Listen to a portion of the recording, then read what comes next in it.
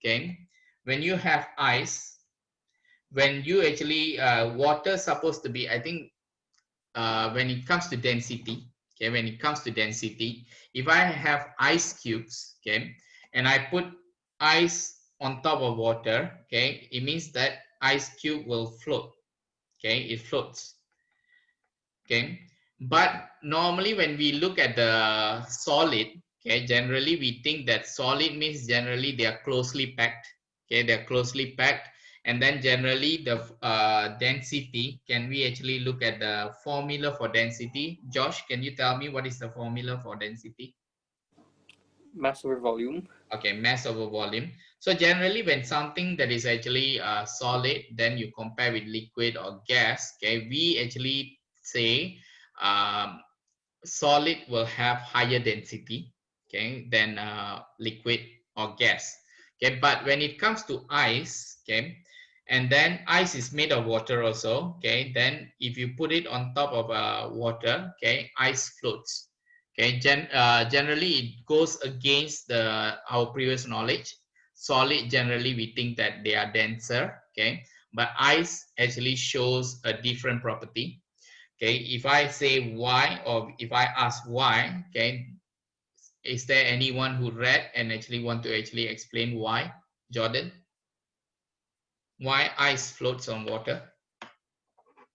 Because the density less. Okay, good. Okay, it means directly you read, okay, basically density, anything that is lesser density, they will actually float. Okay, now my question is, generally solid supposed to have higher density, okay, because they supposed to be closely packed. The volume supposed to be smaller, okay.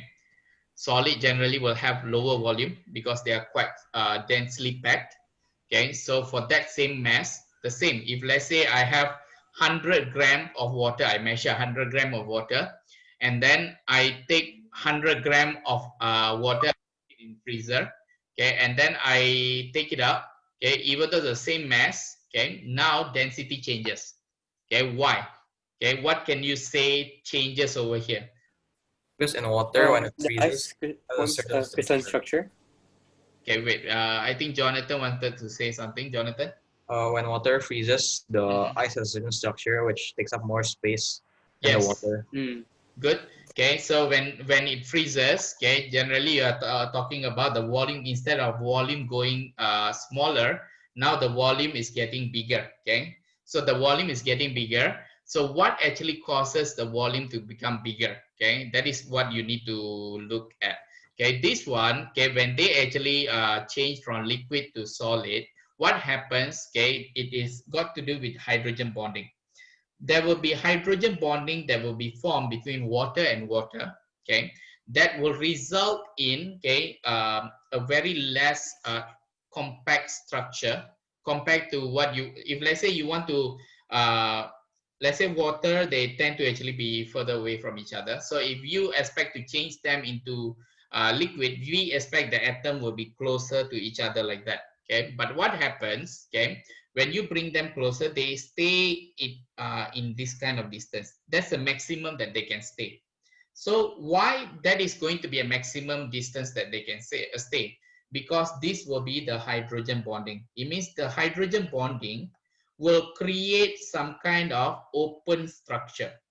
So it means they don't get a chance where you have a minimal volume in between. There will be some kind of space here. So this space, okay, will actually create that open structure, and that actually makes the volume to become bigger, and that makes, okay, the density become smaller, and that makes ice float on top of water.